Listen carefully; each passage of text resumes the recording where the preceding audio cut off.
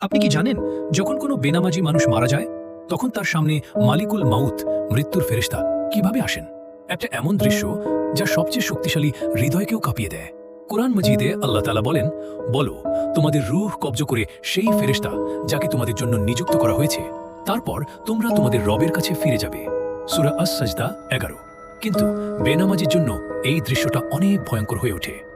ফেরেশতা তার কাছে আসেন কালো ভয়ঙ্কর চেহারায়, চোখ লাল, মুখ বিকট।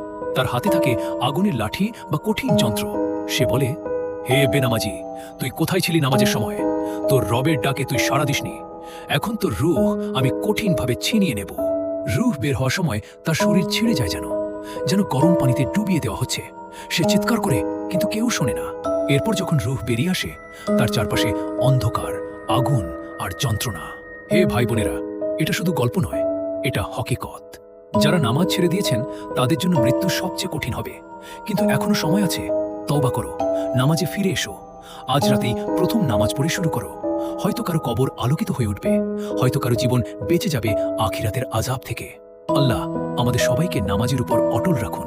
আমিন।